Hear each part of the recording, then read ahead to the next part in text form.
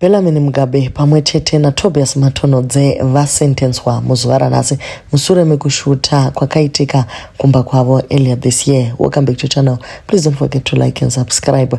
Vaya vanotaura kuti money cannot buy happiness. Aiwa guys, money can buy anything. So the court ruling that was given today, Bellarmine Mugabe was fined 600,000 kana kuti anospenda 18 months mu prison. Zvava zvanguva pachena kuti mari ndiyo yashanda apa ana kuzoyenda ikoko asabva angobhadhara 600,000.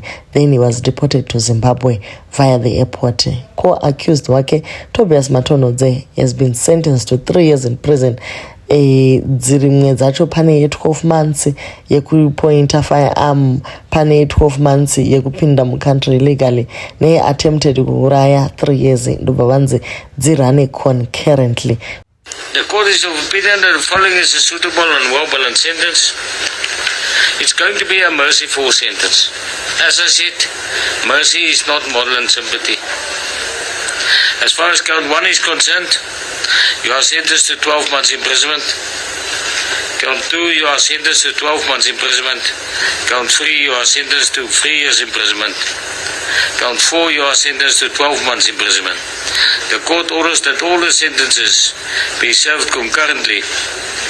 It is further ordered that you be deported once the sentences are served. Do you all understand? Mr. Mugabe? Mr. Matonzi? Colonel, so you will escort number 1 to the airport. I will do that. Thank you so much. Thank you. Court adjourns.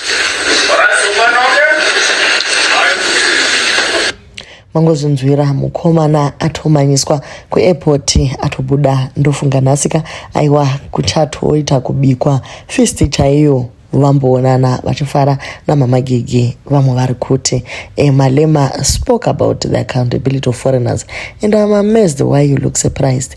So this boy is being sent back home, and the whole sentence yake after you've committed a crime. That is why Julius Malema is saying his own case is political.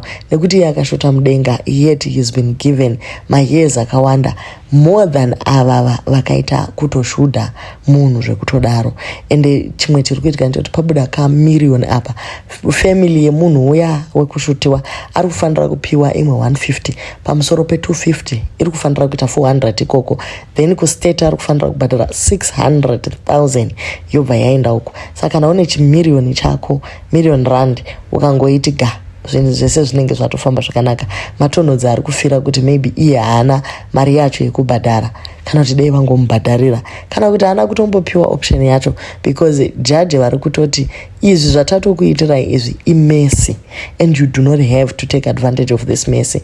Vamwe vari kuti mukomana by weekend anenge atodzoka kutodhaivha munews cafe umu. Imigani zvinhu zvacho zvakaoma. I hope by now mukomana adzidza chidzidzo, abva tichanzwa zvedu nemaaccounts eFacebook umu tichanzwa nekudadirwa kuti nini ndakakudzai boys rangu kuti ina untouchable. Gushazika vachatipinza pamahwani, but anyway I'm sure they've learned their lesson, and izvezvi vabuda skin dzaakuglowa kuratidza kuti zvanga zvakanaka kuti vambogara nechemukati, nekuti it was more of a rehab, vachiwana kudya kuseni masikati manheru vasinganwi zvinodhaka nezvimwe zvakadaro. Aiwa mukomana abuda munharaita. Now the question remains, the property that is in Houghton Park iya ndeyavo yekurenta kana ndeyekutengwa? Kuri kunzi it is theirs, so is he not coming back kuzoccupy that house still? Kana kuti this time achange kuuya aine mapepa? He was just deported pasina bani here yaiswa papassport pake. Zviri kufamba sei? Chatunga wasvika pakuchema pavapiwa sentence yavo. Mukomana maybe anga achiexpecta kupiwa more years ndobva azonzwa kuti ari kuenda kumba, kana kuti abatikana nekusentenswa kwaitwa Matonodze kuti shamwari yake yasara shuwa mujeri. Zvakaoma, but I'm sure they've learned their lesson. Ndo zvakakosha izvozvo. Everyone deserves a second chance. This was just a learning curve.